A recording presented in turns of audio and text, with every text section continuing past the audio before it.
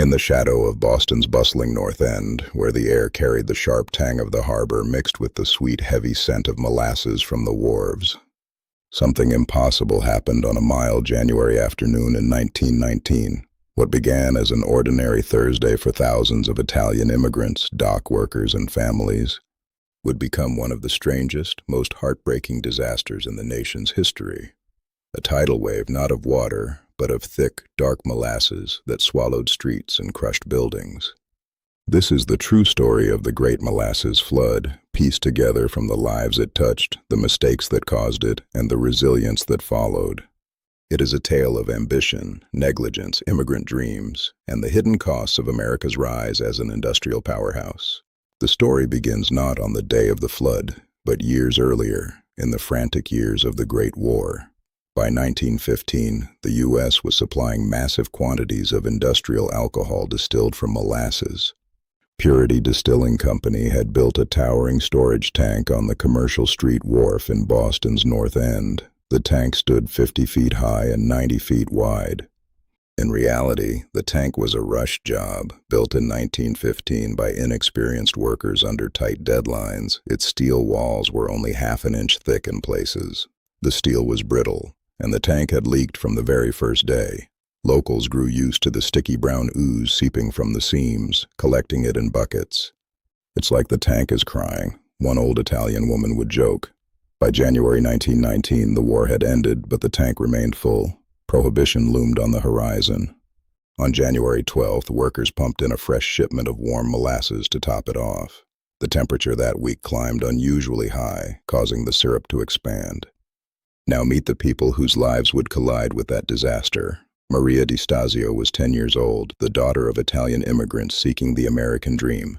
Her father, Pasquale, worked as a laborer on the wharves, unloading ships for 12 hours a day. Maria lived in a cramped tenement just a block from the tank. Maria and her brother Antonio would walk home from school with their friend Pasquale and Tosca. They loved the narrow streets lined with pushcarts selling fresh pasta. They often stopped by the base of the big tank to scoop up the sweet leeks with their fingers. "It tastes like candy from the old country," Maria would say. A few doors down lived Martin Clougherty, an Irish-American who owned a small bar. Martin had served in the war and returned with a limp and nightmares. His mother, Bridget, lived with him. She spent her days watching the harbor. "That thing's a monster," she'd mutter about the tank. "One day it'll wake up angry." At the firehouse on the corner of Commercial and Hull Street stood Engine 31. George Lay, a burly man with 3 children, was resting in his bunk. Up on the elevated train platform, motorman John McCarthy was guiding his train toward North Station. Below him, life felt almost normal after the long years of war. Then came the sound. It started as a low rumble, like distant thunder mixed with the groan of metal.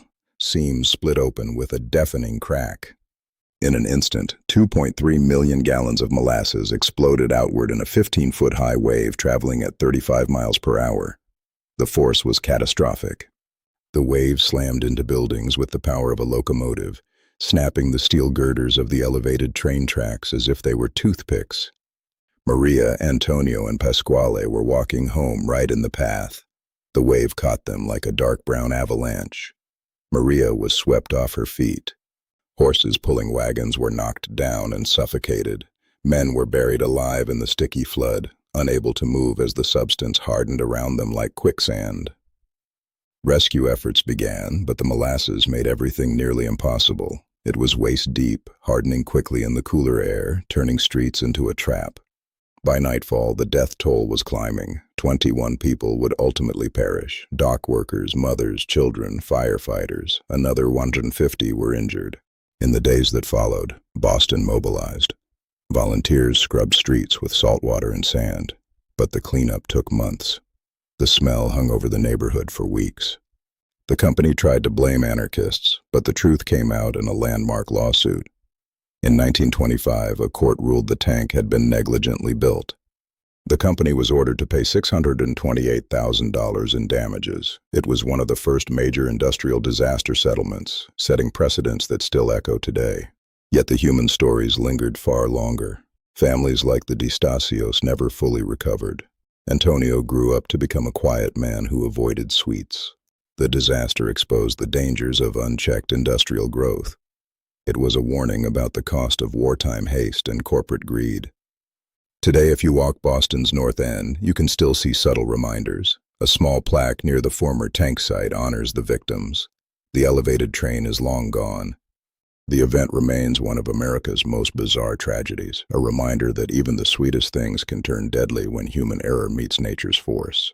If this historical tale moved you, please like the video and subscribe for more in-depth narratives. Thank you for watching.